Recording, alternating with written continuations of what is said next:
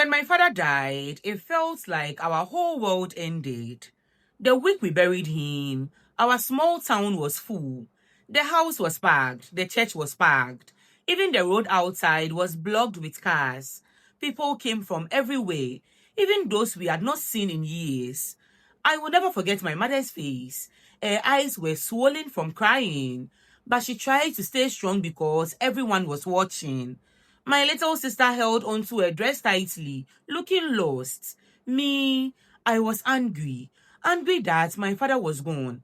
Angry that people who never cared before were suddenly pretending to cry. Then came my uncle, my father's younger brother. He had been living abroad for years. He never visited when my father was sick.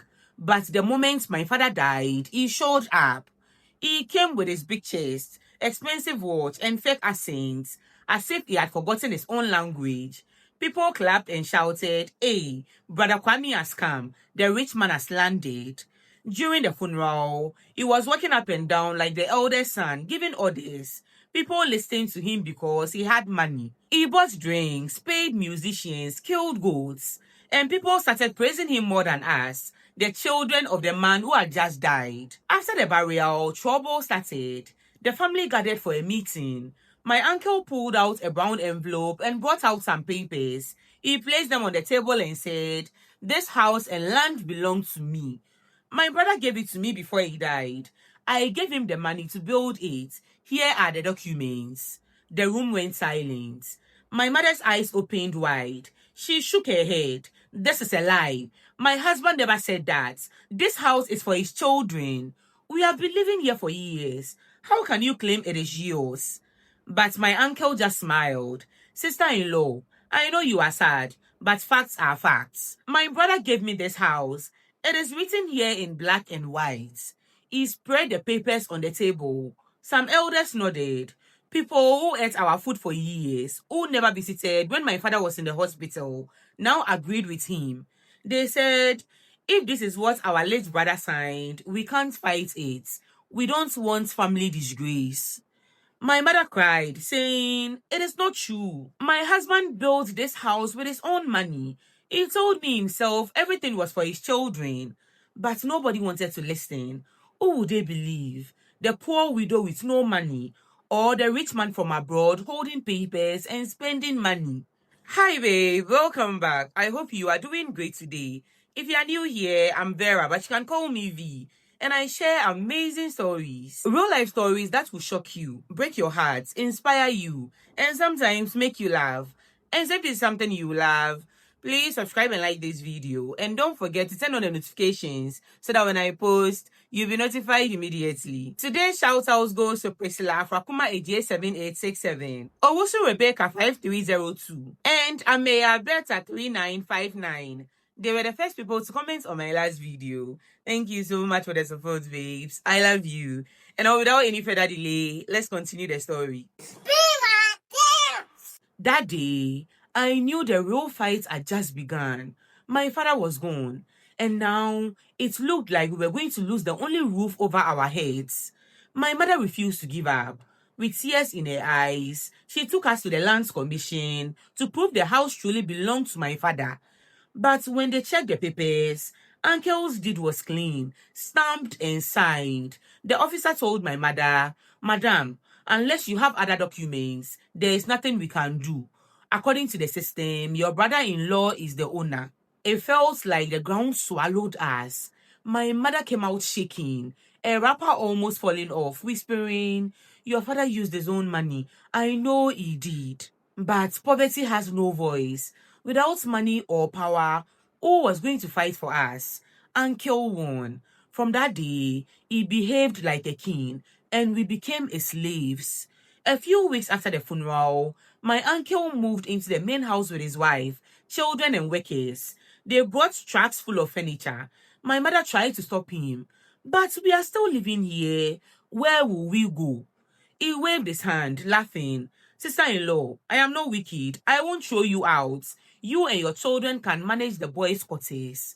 At least you will still be on the compound. What more do you want?" The boys' quarters, a small crammed back house we used as storage, became our new home.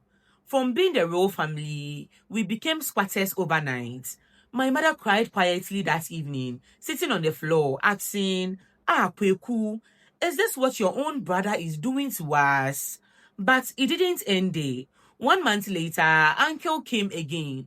"From today, if you want to stay here, you must pay small rent. Nothing big, just to show respect. After all, nothing in life is free." Rent in my own father's house. My blood boiled, but my mother held me back. "Don't fight him," she whispered. "If you fight, he will drive us out completely. Endure." So we endured. We squeezed into that tiny space while uncle's family spread out in the big house. His wife and children mocked us, calling us tenants. The insults cut deeper than knives. Uncle even told neighbors, "Sometimes I wonder if these children are really my brothers. Look at their faces. Do they even look alike?" Who knows what this woman was doing when my brother was sick? Each time I saw my mother's heart break. She had stayed faithful to my father, suffered with him, and now she was treated like dates. That was the beginning of our suffering. Every night, my mother cried silently while we pretended to sleep. Every morning, she washed their face and acted strong. Uncle's family mocked us daily, but the worst was still to come. I was half asleep when I heard my mother scream. My heart jammed. I ran out, and there he was, my uncle, standing in the small corridor of the boys' quarters. His trousers were open, his eyes were wild. My mother's blouse was torn, and she was shaking like a leaf. "Hey, what are you doing here?" I shouted. He raised his hand, his face angry. "Shut up, boy.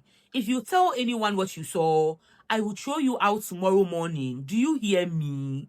My mother held me tight, crying. "Please don't fight him, my son. If you do, he will throw us out. Just leave it, I beg you." But how could I leave it? My blood was boiling.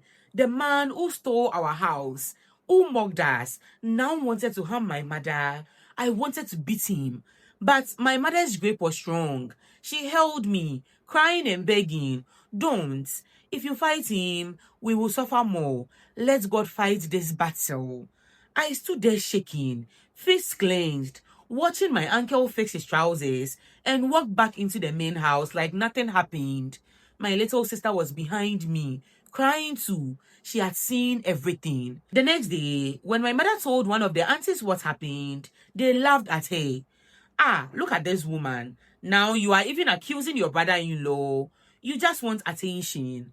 Nobody believed her. Instead, they mocked her. And my uncle, he walked around proudly, laughing louder than ever. That night, I understood something. Poverty makes you voiceless. Even when you speak the truth, nobody listens. My mother was broken. My sister was scared. And me, I was burning inside, but I could do nothing. That was the day I decided if school could not save us, I would work to help my mother and sister, because the more we depended on this man, the more he would crush us. After SHS, my friends changed university. Some applied abroad. Others waited for scholarships.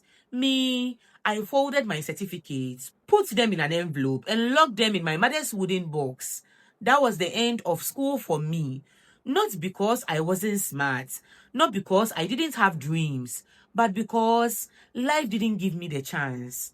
I looked at my mother every morning, tired from sleepless nights, and I knew what I had to do. So I started hustling. I worked different jobs. It wasn't easy, but at least I made small money. One day, I saved an envelope of my earnings under my pillow to give to my mother. By morning, it was gone. I searched everywhere, asked everyone, even begged my uncle's children. They only laughed in my face. Still, I didn't stop. But every time I thought I was making progress, something would happen. I would lose a job, or my money would disappear. It felt like nothing was working. 1 year after my father's death, my uncle held a memorial for him. He killed a goat, invited family, invited church people. They ate and drank under a big tent while my mother cried like a baby. That night, after the guests left and the compound was quiet, something strange happened. Bam, bam, bam. The wooden door of the boys' quarters shook like someone was hitting it hard. My sister screamed and held me. I ran to the door and opened it, but no one was there. A few minutes later, sharp knocks came from the window. Ta ta ta ta ta ta. Moving from one side to the other, I quickly opened the shutters. Again, no one. Maybe it is the area boys, I told my mother, pretending to be brave. You know how they like to play. But deep down, I knew this wasn't ordinary. Even the compound dog, a fierce dog that never kept quiet, was standing frozen, tail between its legs, no barking, no movement, just shaking. The air felt heavy, strange. That night, I lay in bed crying, thinking of my father, our suffering, and those strange banging sounds. I wanted to believe it was nothing, just pranks, but deep down, I knew it was not. The banging didn't stop. Almost every night after the memorial, it came. Sometimes on the doors, sometimes on the windows. Other times, it was just one loud boom on the wall, like someone punched it hard. But whenever we ran outside, no one was there. Then one dawn, we all woke up to Uncle's youngest child, screaming at the top of his lungs. He was only 7. I saw him. I saw him. He cried, shaking and crying. A man in white. He walked through the compound. He looked at me and then vanished. Everyone rushed out. His mother tried to calm him, but Uncle was furious. You this boy, shut your mouth, he shouted. Nonsense. Which man? Is it cartoons you have been watching? Ghosts don't walk here. He dragged the boy back inside angrily, but I saw the fear on his wife's face. Her eyes kept turning toward the big tree in the middle of the compound, like she was expecting someone to step out from behind it. Then things got worse. Uncle himself started acting strange. At first, it was small things. He would stare into empty corners, his lips moving, like he was talking to someone we couldn't see. Sometimes, in the middle of a conversation, he would suddenly stop and tilt his head, listening to thin air. One evening, when his friends came to drink, he disgraced himself. He dropped his bottle of beer, started whispering into nothing, and then shouted, "Leave me alone." The whole compound froze. His friends looked at each other nervously. His wife rushed to hold him, but he pulled away, pointing at the window. There was nothing there. We were outside the boys' quarters listening. That night, my mother sighed and whispered, "Your father is not resting. His spirit is working." I wanted to say no, but deep down, I knew she was right. Then one night, it got worse. We all woke up to scream, "Please, please don't take me. It wasn't me." His wife ran out, banging on doors, crying for help. When we all gathered, Uncle was on the floor, rolling, sweating, his eyes wide like he was seeing something. He pushed his wife so hard, she nearly hit the wall. His children screamed, and the words coming from his mouth sounded too much like confession. "It is mine. You gave it to me. Don't drag me." After that, the whole neighborhood started talking. Some said my late father's ghost was hunting him. Others just called him mad. His wife blamed my mother. She pointed at her, screaming, "She is the one. She has done something to my husband." The compound split into two. Some people believed her, others kept quiet, but every night, Uncle's shouts shook the walls, and every morning, his face looked worse. Finally, the family carried him to hospitals. Doctors said maybe stress, maybe depression, maybe madness. They gave medicine, but nothing worked. At night, he still screamed, begging forgiveness, talking to my dead father like he was standing there. I bribed them. I lied. I didn't want your children to have it. Forgive me, brother. Don't follow me. I heard it with my own ears. I knew then he had stolen the house. He had bribed people at Land's Commission. And then came the day the whole truth burst out. The family gathered for a meeting about my uncle. He was sitting on the veranda, hair scattered, eyes wild, muttering to himself. Then suddenly he jumped up, shouting into thin air, "Stop following me. I said I am sorry." He dropped to his knees, banging the ground, and cried out loud. I lied. I sold the house. I bribed at Lands Commission. It is not mine. It belongs to them. He pointed at us, at my mother, my sister, and me. The compound went silent. My mother cried out, shaking. God has done it. You see what I have suffered for. My husband told me with his own mouth, this house is for his children. Uncle's wife tried to cover it, crying that it was bewitched, but the relatives weren't buying it.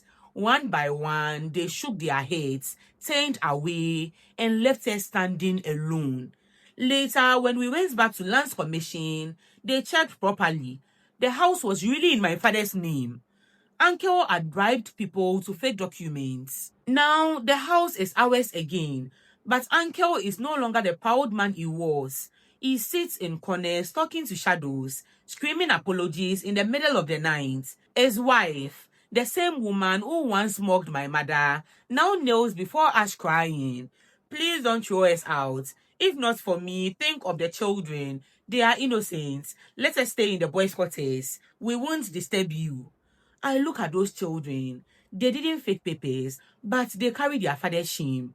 My heart remembers how we once cried in that same boys' quarters, hungry, mocked, treated like strangers. My heart says, throw them out. But my mother, she shakes her head. Let God be the judge. Show mercy, even if they didn't show any. But how can I let such wicked people stay in our house? Other family members have turned their backs on them. His wife claims she has used all their money for her husband's hospital bills. They are in the boys' quarters now, and I have given them 1 month to move out. I feel sorry for the kids, but I don't want my uncle and his wife living with us. I don't know what to do. Should I let them stay in the boys' quarters or should I throw them out? What should I do? This follower needs your advice. Drop your opinions down below. What should he do? Should he forgive them and let them stay? Or should he throw them out of the house? This time around, I am leaving it for you. What do you think he should do? Drop it down below. And I'll be, that this is a judgment-free zone. We listen, we don't judge. So please be kind to him in the comment section. And if you've not subscribed yet, what are you waiting for, babe? Subscribe and like this video. And don't forget to turn on the notifications so that when I post, you'll be notified immediately. Thank you so much for watching. See you next time. Okay, I'm done. Bye.